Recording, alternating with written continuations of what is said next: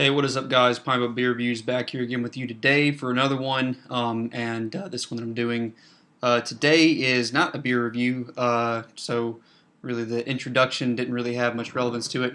But I'm doing another whiskey review. This one is another kind of upper tier of the bottom shelf bourbons, being Jim Beam, the distiller, and it is their extra aged, double aged Jim Beam Black.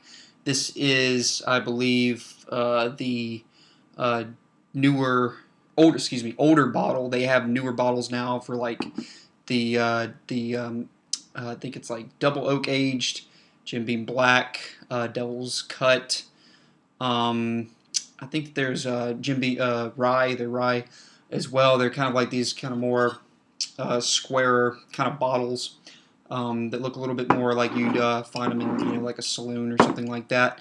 Um, so I've had and the bottle's empty because like the last one I have it in a decanter actually.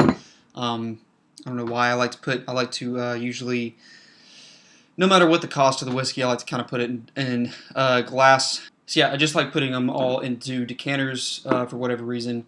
Looks nice on a liquor mini bar, I guess. Um, so with Jim Beam, I've had just mostly the regular Jim Beam, but this one is a bottom, like again, like I said, a top tier bottom shelfer that I've had a couple times, but wanted to go ahead and break it down on here with you guys. Um, I would like to try the rye. I do like rye whiskeys. Um, I would like to try the Jim Beam rye. The ones that I've really had most would be Old Overholt, was it Rittenhouse Rye, and Bullet Rye, which is a new, actually Bullet Rye. They just I think started that in 2011. So anyway, I got a little bit of water here just to sort of cut it a little bit. I do remember this being a fairly smooth bourbon. So yeah, let's go ahead and pour it out of the canner here into a little Four Roses bourbon glass.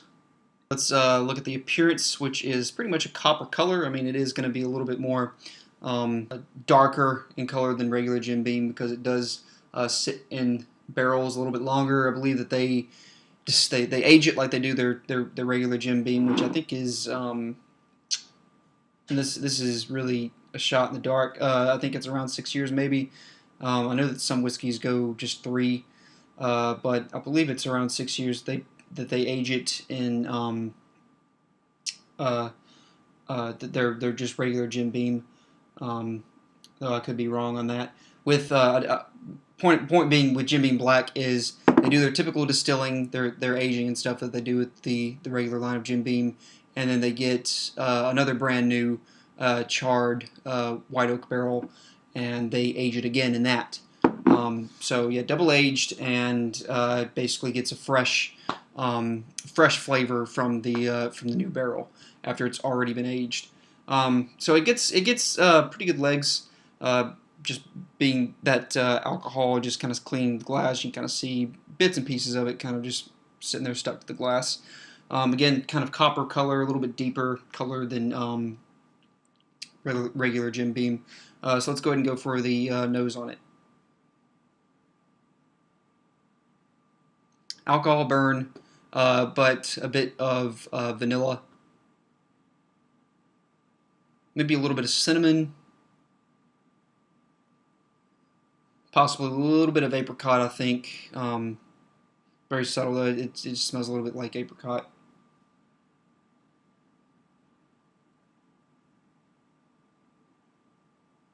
There's some caramelization.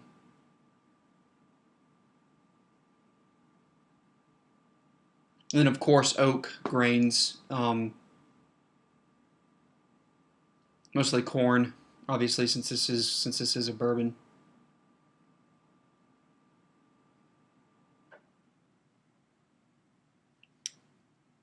I was gonna say Maybe a little bit of bread, but I think that's just the grains really. So yeah, just it's got a nice it's still got like a burn that you would get from like a you know like a bottom shelf whiskey, but and that's talking about the you know the alcohol burn, the fumes, um, but mostly oak. You know, it's got a lot of oak under all that burn. All right, so let's go ahead and go for the flavor on this one.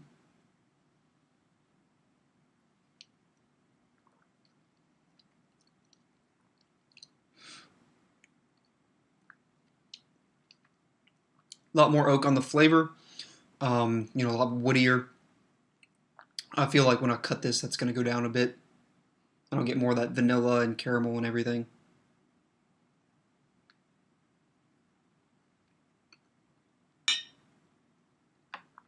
A little bit of that char for sure, or a good bit of that char, I should say. A lot of alcohol, warmth, obviously. Um, but just a really nice flavor.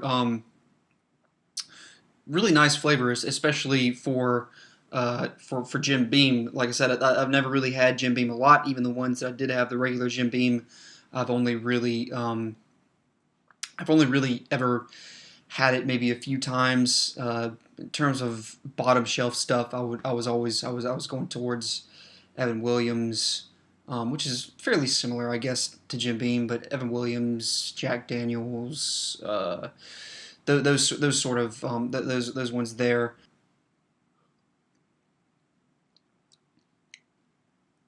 A little bit of vanilla and cinnamon on that one. So let's go ahead and put like a drop or two of water in it. See what that does. Uh,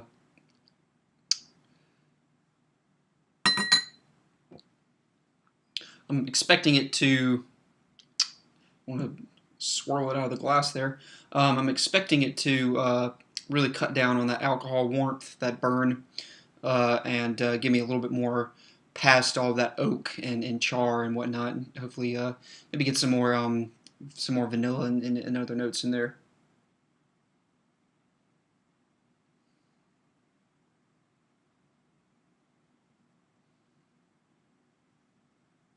Still a little bit of that burn, but not as much.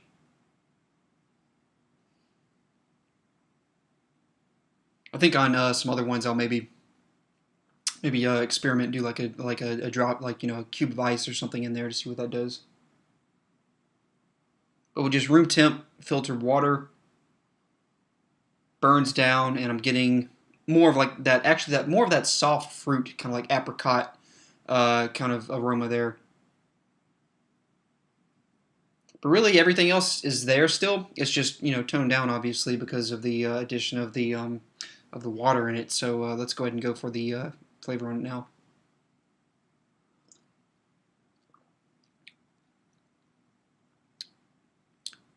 Yeah, a lot more of that vanilla, caramel, a little bit of the water taste. It's just filtered through a Brita.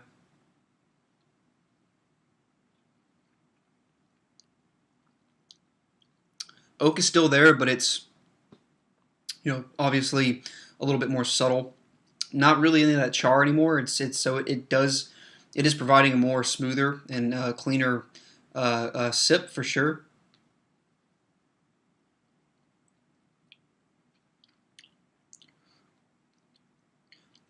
Maybe a little orange peel there too, but that's just I think that's really coming from the grain and the oak. Honestly, uh, there's still a little bit of that alcohol warmth though too. But for people that want to drink bourbon, that prefer bourbon, that want to uh, get something that's kind of more bottom shelf, this I got for I think it was maybe the place I got it for was maybe $23, which isn't bad at all, especially when you're talking about going to something a little bit more upper shelf like Bullet or Buffalo Trace or something like that. Um, I think this is a maybe a few $3 or $4 more than the regular Jim Beam, possibly. Uh, But if you just want to drink bourbon, you don't want to get just Jim Beam or Evan Williams. You kind of want to go a little bit higher up, especially if you want to go with those double-aged types of recipes and whatnot. I would definitely recommend checking out Jim Beam Black. It is especially one that I've come to really enjoy. It's just a go-to, solid bourbon. Really, that's not going to really set you back $30, $40. So I definitely recommend checking it out if you are a bourbon drinker, for sure. I suppose for me, going on a rating. For this one, I'd really honestly give it an A minus as far as bourbon goes. I really like a bourbon that has a good bite, still has that, and but it also has that extra flavor to really help settle that bite down, so you're not just getting all that alcohol flavor and roughness. You got a little bit of extra smoothness and some bolder flavors in there to help sort of calm that down a bit. So definitely recommend it. A minus for me. Going on a rating with whiskey. Definitely check it out if you want to try it. And until next time, guys, thank you for watching.